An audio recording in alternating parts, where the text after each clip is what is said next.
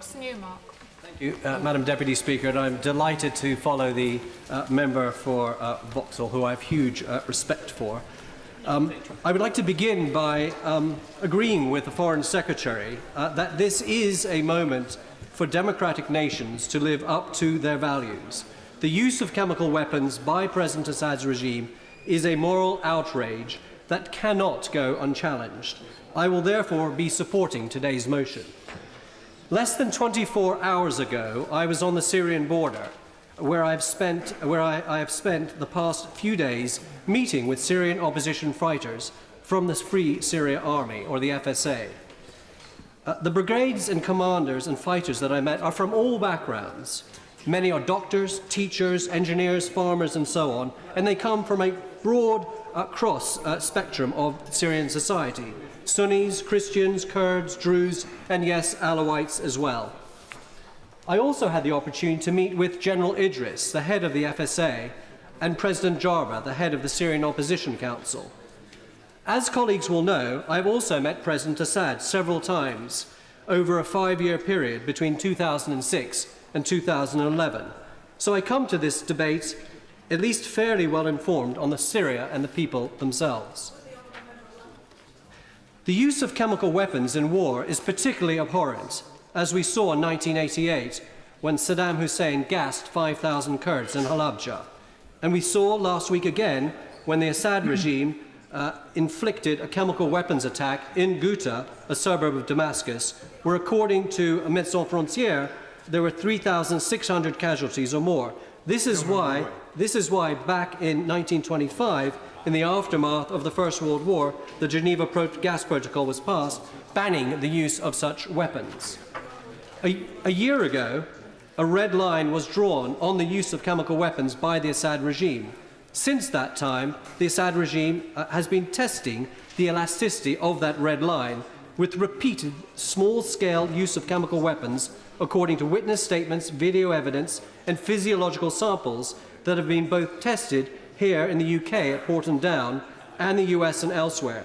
In fact, last week's chemical weapons attack was possibly the 14th such attack by the Assad regime on his own people. It's just that it was in such a large scale and in the capital itself that we in the West decided enough is enough. I'll give way to the honourable gentleman. The honourable member is making a very powerful speech based on knowledge on the ground. Just wondered what assessment he'd made of the size of the arsenal, the chemical weapons arsenal, and which country had helped Syria establish it in the first place. That's a very good question, and I suspect I know the direction of travel that question came from, and there's no evidence, at least that I'm aware of, that the Russians or Iranians helped them develop that, although I wouldn't be surprised.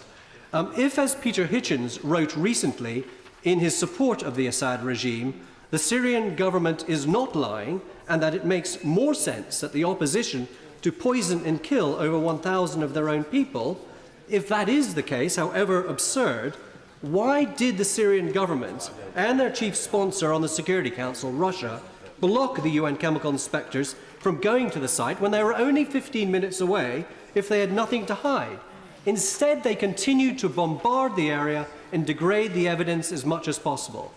I do find it quite astounding how in certain circles amongst those opposing the war, this sort of doublethink is becoming common currency with many people, including some members opposite retweeting articles from the Voice of Russia along these lines.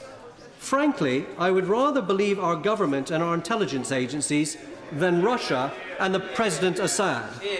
That chemical weapons have been used there is in no doubt. The question is, therefore, did the regime itself deliver those chemicals? My understanding is the intelligence is extremely compelling, from eyewitnesses, statements, video footage, and electronic intercepts. This, in turn, raises another question. Do we have any confidence in our intelligence agencies at all? My answer is yes. Just because Tony Blair and Alistair Campbell were economical with the truth, with the intelligence that they used to get us into Iraq, what has become the dodgy dossier, they should not taint our view over current evidence the intelligence services have been collecting on this particular matter. Evidence put the blame on this squarely on the shoulders of Bashar Assad and his brother Maher. Yes, the honourable gentleman. Thank you, Madam Deputy Speaker. I was a nuclear, biological and chemical trained officer, Madam Deputy Speaker. And one of the things I learnt in my course was that only a professional army could actually manage and use chemical weapons. There is no doubt in my mind that the rebels would not have the capacity or the ability to use chemical weapons. I'm sure that when this report comes back from the United Nations, they won't be able to identify who threw them or used them. They'll perhaps be able to say they were used, but in my mind, there is no doubt that only a professional army, and that's not the rebels, could use chemical weapons. Thank you very much to my honourable and gallant member for that thoughtful intervention. So those opposing military action say, notwithstanding the increasing evidence that Assad did use chemical weapons, let the inspectors do their work first. To them I say, of course. But we should remember that the remit of the UN inspectors is not to apportion blame for this atrocity. It merely is to confirm that chemical weapons were in fact used. Can any member in this House at this moment doubt that chemical weapons were used? Of course not. Those opposing military action then say we need UN resolution backing any action. But we will never get a UN resolution while Russia, the Assad regime's key supporter, remains a member of the Security Council. In fact, Russia has blocked every single move since this conflict began to condemn this Assad regime. No, I can't. I'm afraid I can't. The result is the UN is failing to live up to its mandate of the right to protect. We therefore need to find a coalition of the willing. Why? Because we cannot allow these chemical weapons to go unchallenged. As President Jarvis said to me earlier this week, Western silence and inaction is killing our people. If we do not support today's motion and do nothing, this will send a green light to the Assad regime that they can continue slaughtering and gassing their people with impunity. And for that reason, Madam Deputy Speaker, I support this motion.